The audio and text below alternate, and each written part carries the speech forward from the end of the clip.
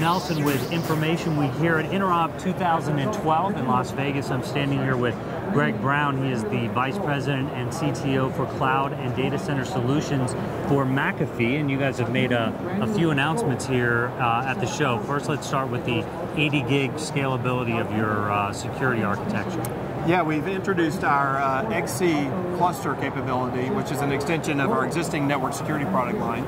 It allows customers to buy a capacity of, say, 20 gigabits and then scale all the way up to 80 gigabits per second in a single solution. To the administrator or the manager, it looks like a single appliance, yet you can still virtualize it in up to 1,000 instances. So it's really great for service provider environments, large enterprise, organizations that need to apply different policies or roles or, for administration. Okay, so it's not just fatter pipes being supported, it's a better management of the loads. Absolutely. So in this world of the virtualized data center, one of the things that we see is you need to segment and break up that data center and maybe support different server instances for the private cloud. And this solution allows you to do that. So you can designate one appliance. It looks like 1,000 different appliances inside your virtualized data center. Okay, now virtualization has been a big theme at most shows lately, but certainly here at Interop, and you guys made another announcement in that area. Talk about that.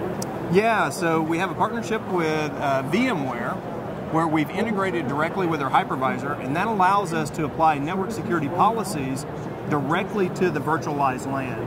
So when a virtual machine moves, say, from one LAN to another, you can be, or from one server to another, you can be assured that the network security policy is going to stay in enforcement as that vMotion event happens. Okay, and so you can continue to collect security event information regardless of things moving around and so forth. Yeah, if you think about it, a lot of the network security enforcement today is driven by compliance requirements. Yet data center operations is driven to be more and more agile, and so what it allows you to do is assure that you maintain that compliance objective without inhibiting the data center operations team from providing those services that assure reliability, availability, and performance of the virtualized data center. One more announcement, this one more around threat behavior. Yeah, so we've taken our network threat behavior analysis product, put it into a virtual machine, and included it with a license of network security platform.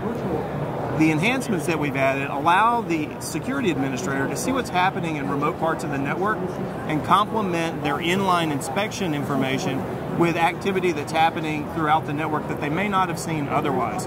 For example, you typically don't see network security products deployed inline in the desktop workforce environment. And so what you're able to do with this technology is read the flow information from the switching infrastructure that provides services to that workforce, combine that information and get a richer view of what's happening in your network throughout your entire organization. Can you give me some examples of where that might be most useful? Yeah, so one really common usage case is when new devices join the network. They don't necessarily always talk outbound, so you're not going to see that traffic in an inline firewall or IPS product. But what we're able to do with our technology is report that you've had these new devices join over the past 24 hours, and then allow the security administrator to make sure that those devices are healthy or have a current version of security software installed, and make sure that they're not becoming out of compliance in the workforce environment, as example. Another example is emerging applications in remote LANs. Let's say you have a policy against usage of peer-to-peer. What we're able to see is the emergence of the usage of peer-to-peer traffic on remote LANs. And again, you may not always see that in an inline gateway-oriented device. And how is it understood? If there's no inline, intrusion detection or firewall, how does it know that those are behaviors to be concerned about? So we're leveraging flow information that's provided by switches and switchers and routers, and that information is then combined to an aggregate view within our management platform, which is called Network Security Manager. Okay, great. Greg, thank you so much. Thank you for the opportunity to be here.